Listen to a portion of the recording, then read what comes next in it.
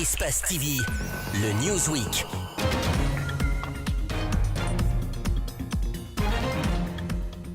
Bonsoir à tous, c'est un plaisir de vous retrouver. Bienvenue dans le Newsweek. Ici, les faits marquants de l'actualité en semaine. Bienvenue à tous, dans un instant le sommaire. À l'annonce de son accident, proches et collaborateurs ont voulu y croire que malgré les blessures, il s'en sortira. Mais non, Abdoulaye Ba a succombé à ses blessures lundi nuit après un accident qui a blessé plusieurs autres personnes, dont Abou Korea Kourma, qui a subi une opération vendredi. Au même moment, du côté de Dinguiraye, Abdoulaye Ba était inhumé. Un symposium organisé jeudi. Nous reviendrons sur les témoignages ainsi que les circonstances de ce drame. Lancement mercredi des premières épreuves du certificat d'études primaires sur toute l'étendue du territoire national. L'examen a pris fin vendredi, suivi le lendemain du BEPC réaménagement qui a fait polémique. La préfecture de Fria en fait après la réouverture jeudi de l'usine Friguia par le chef de l'État. Alpha Condé a mis en garde les populations de Fria contre tout acte qui viserait à saboter le travail de l'usine. Les détails dans un instant. Abdoulaye Ba a rejoint vendredi sa dernière demeure dans son village natal à Dinguiraye. Notre confrère est mort dans un accident de la circulation dans la nuit de samedi à dimanche à Matoto où il couvrait une opération d'assainissement.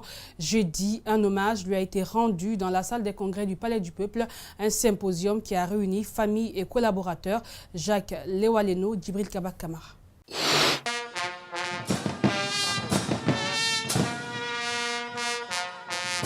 Abdoulaye Ba, le journaliste. Il passe ses derniers moments à Conakry. Son nom et son image occupent la salle des congrès du Palais du Peuple. La famille, les journalistes, acteurs de la société civile et hommes politiques, chacun tient à lui témoigner à titre posthume sa gratitude, son amitié. La mort n'est rien. Je suis seulement passé dans la pièce d'à côté. Je suis moi, vous êtes vous. Un poème pour consoler ceux qui pleurent. L'homme qui mobilise avait autant de qualités. Un de ses anciens collaborateurs ne souffre pas dans le choix des mots. C'est quelqu'un qui ne se battait pas pour un poste, c'est quelqu'un qui ne se battait pas pour un bien, c'est quelqu'un qui ne se battait pour une quelconque richesse. Tout est parti d'un voyage voulu par le ministre des Travaux publics. Depuis l'accident le dimanche matin, Moustapha Naïté est préoccupé. Ce n'est pas seulement parce qu'il a partagé les derniers moments avec Abdoulaye ici-bas. Leur relation était profonde. Mon filleul, la dernière fois que nous avons eu une conversation intime, tu étais à l'hôpital de Donka avec Louise, qui venait de perdre votre bébé. Dans ta voix, j'avais senti à la fois de la tristesse et de l'espoir. Dernier moment de recueillement devant une dépouille qui a mobilisé tous ceux qui ont admiré son talent d'informateur. Ils sont nombreux dans le monde politique. Si tout le monde est d'accord que le jeune Abdoulaye était si bon, il était si bien, il était si professionnel, il était si talentueux, je vous invite donc à ne pas pleurer sa mort, mais au contraire célébrer sa vie. Me lamenter ne conviendrait pas pour célébrer la grande mémoire qu'il m'a laissée, qu'il nous a laissée. Je voudrais dire ici qu'Abdoulaye Ba a été un compagnon. Pendant toutes les campagnes électorales, il a été avec moi. C'est à Dinguiraye, sa préfecture natale, qu'il rejoindra sa dernière demeure ce vendredi. Derrière lui, des lecteurs qui voudront toujours partager ses chroniques ludiques. Abdoulaye Ba, ce sont les textes riches et teintés d'humour. Journaliste tout-terrain, comme il se définissait, a fait presque tout le pays et parlé de tout. Le portrait d'un journaliste décédé sur un terrain de reportage, c'est avec Jacques Lewaleno. Abdoulaye Ba, journaliste au site d'information guyanéennews.org, est décédé ce dimanche. C'est d'abord ces sourires que tout le monde retiendra. Il fait partie d'une génération de journalistes volontaristes. Même sans smartphone, il a été connu pour sa maîtrise des techniques de prise de notes et cela peut se faire remarquer à travers ses articles. Vrai reporter de terrain, comme il s'est défini sur sa page Facebook, il a parcouru presque tout le pays et s'est intéressé aux sujets brûlants. Dans la matinée du samedi, il était sur le plateau du Club de l'Actu pour un enregistrement. Le salaire des magistrats à 8 millions, et ils sont auxiliaires des magistrats et ils ont un salaire dérisoire. Ça, c'est un premier aspect. Et en termes de volume de travail, en termes de volume de travail, c'est vrai, ils abattent le gros boulot. Abdoulaye ne fut surtout pas ce journaliste spécialiste d'un domaine particulier. Il s'est intéressé à tout. Sans doute que sa curiosité le poussait à apprendre de tout. Dans les émissions radio et télévisées, il ne donnait pas que son avis sur des sujets. Il expliquait sa démarche journalistique lorsqu'au préalable, les résultats de ses enquêtes sont largement commentés dans la presse et sur les réseaux sociaux. Condé, il peut fêter comme il l'entend. Mais une chose est certaine, moi j'aurais aimé, à la place des spectacles, parce qu'on parle, je crois, à un spectacle de plus de 100 000 jeunes. D'ailleurs, quel est cet espace qui peut accueillir 100 000 jeunes ici? Alpha Condé a parlé de 200 000 jeunes. Bon, maintenant, également à l'intérieur du pays. Connu pour son humour, lui seul savait où trouver les images provocatrices. Quelques-unes défilent encore sur son profil. Beaucoup d'amis dans la presse. Tous sont à la fois peinés et convaincus par la force du destin. Abdoulaye devrait un jour laisser sa vie sur un terrain de reportage comme un soldat sur un champ de bataille. Peut-être que personne, jusque tard la nuit du samedi, ne pouvait imaginer qu'il partirait de chez lui à 4 heures du matin pour la collecte des informations. Il l'a fait au prix de son âme. Et puis on en sait un peu plus sur l'identité du principal suspect de l'accident mortel du 17 juin à Matoto. Ibrahima Souri Kamara est le conducteur de la voiture à l'origine du drame qui a coûté la vie à Abdoulaye Ba et qui a fait des blessés graves. Il est activement recherché, mais 3 de ses proches ont été arrêtés. Ils sont détenus au commissariat central de Matoto. Antoine Kourouma et Alouba. Le conducteur de ce véhicule de marque Hyundai a pour nom Ibrahima Souri Kamara. Depuis la nuit du drame, il est en cavale. 3 de ses proches ont été arrêtés. Ils sont détenus au commissariat central de Matoto. De sources policières, la voiture à l'origine de l'accident appartenait à une douanière décédée. Elle s'appelait Moussokoro Kaba. Après sa mort, la voiture serait revenue à son fils qui réside en France. Après son dernier séjour en Guinée récemment, il aurait laissé les clés de la voiture à son ami Mohamed Lula qui, à son tour, les aurait remises à Bernard Wendono, un autre ami. C'est ce dernier qui, selon la police, a remis les clés à Ibrahima Souri Kamara, un de ses amis, tard dans la nuit du samedi 16 juin, pour une course à l'aéroport de Conakry. Après cette mission, le nouveau chauffeur continuera sa virée nocturne avec d'autres amis.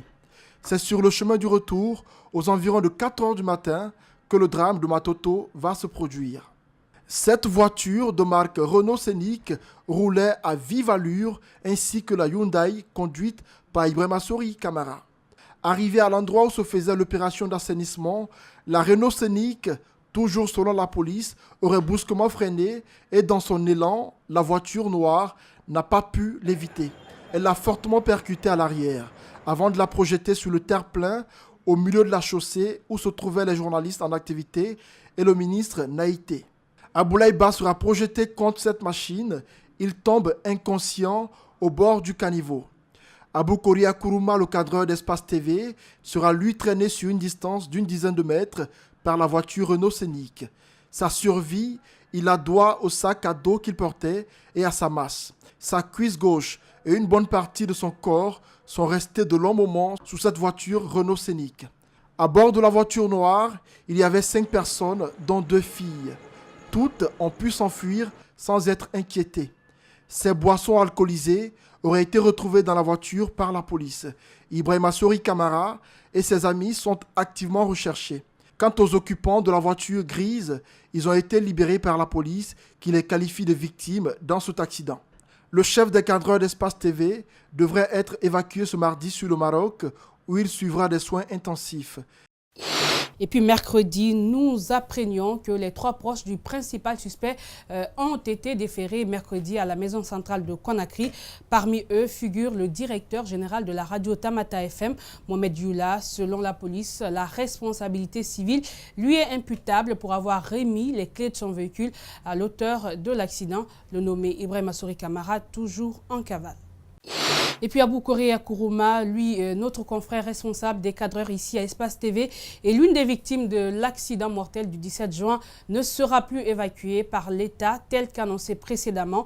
Il va finalement suivre son traitement ici à Conakry. Une opération dans l'immédiat s'impose. Elle a eu lieu d'ailleurs vendredi et c'est très bien passé. Le groupe Adafo Média, à travers son PDG, s'occupe désormais du traitement de son cadreur qui a pourtant été blessé dans une activité gouvernementale. Le chef des cadreurs d'Espace TV a été transféré au CHU Ignace Dine jeudi. Il faut rappeler que l'os de sa cuisse gauche a été fracturé ainsi que son épaule droite qui a été déboîtée et également fracturée. Selon les médecins, nous y reviendrons.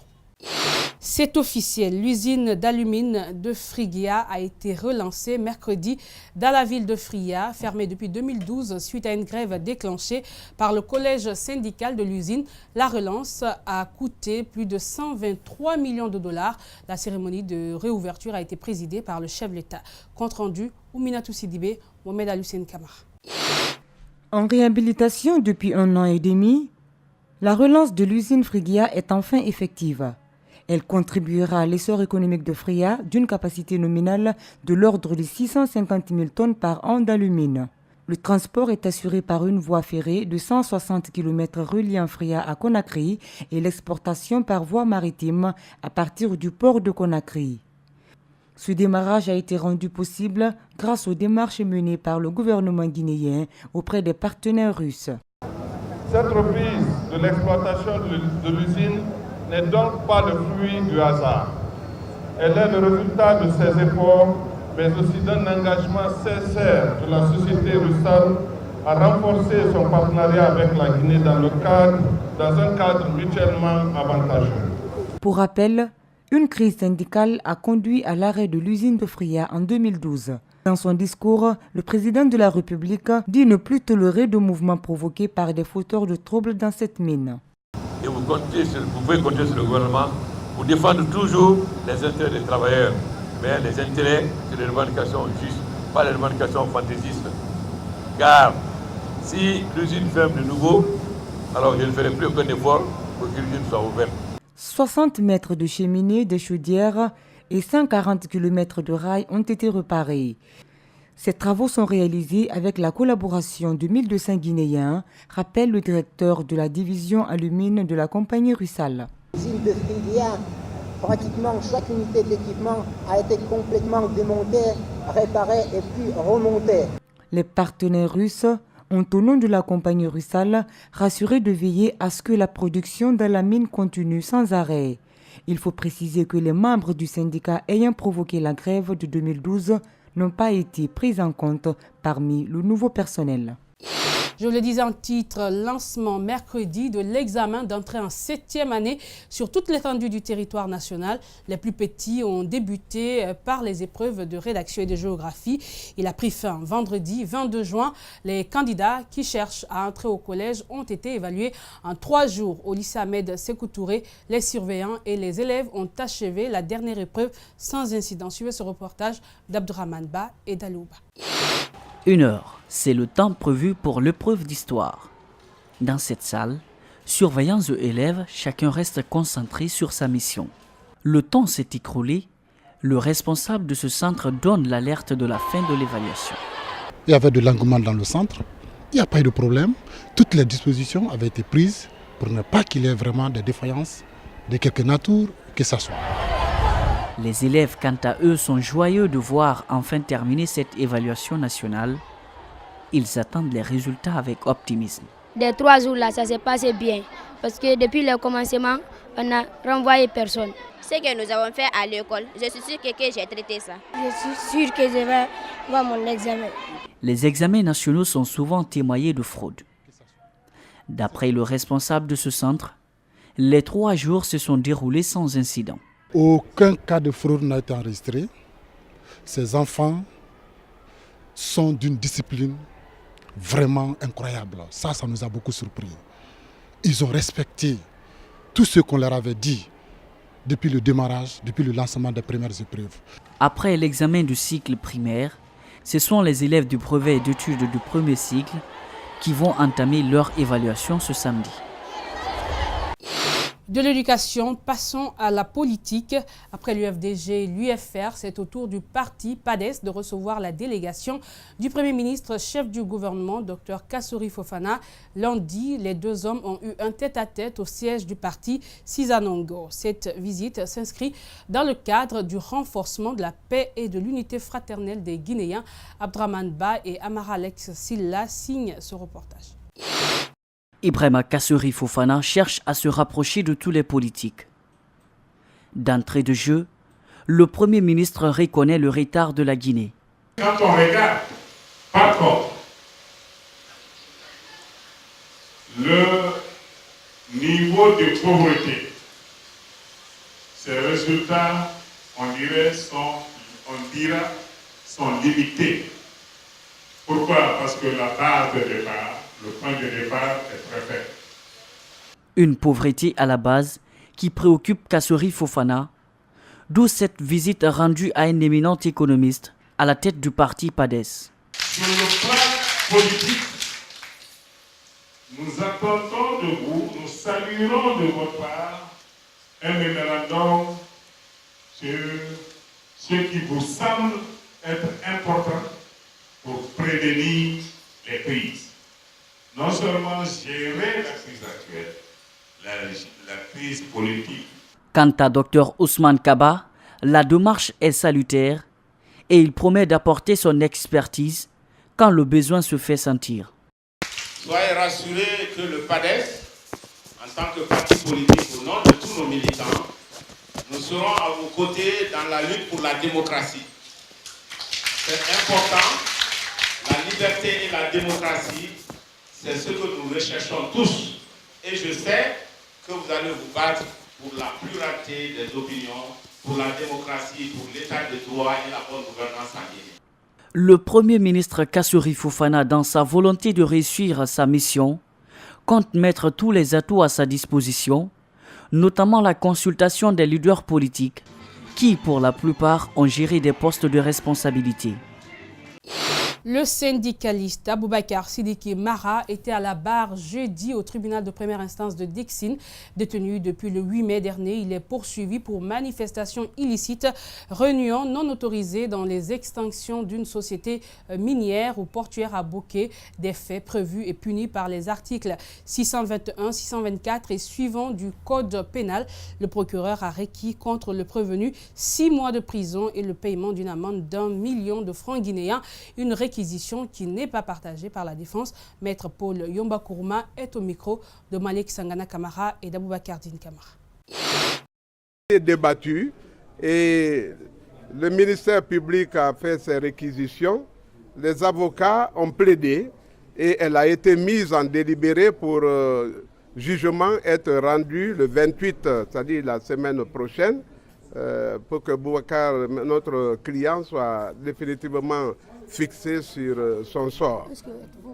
Nous croyons, parce que comme vous l'avez tous suivi, il n'y a pas d'incrimination, aucune infraction n'a pu lui être imputée. Celle qui a été relevée par le ministère public ne tient pas la route et n'a pas pu être étayée, au point que ce monsieur n'a pas été épinglé. Et à la limite, voilà quelqu'un qui est victime d'une grave atteinte des droits de l'homme. Oui, il demande même la combinaison de ces deux peines, alors que la loi dit que soit 6 mois de prison ou l'amende, ou l'une des deux, c'est-à-dire l'une des deux peines. Mais on ne peut prétendre aboutir à une telle condamnation que si à l'audience on a pu confondre le prévenu, ce qui n'a pas été le cas. Donc il vit dans l'imaginaire, dans la fiction. Il a fini d'ailleurs par plaider, par supplier le président, alors que cette tribune n'est pas un centre de mendicité. C'est de persuasion, de conviction C'est l'argument, la force de l'argument et non l'argument de la force.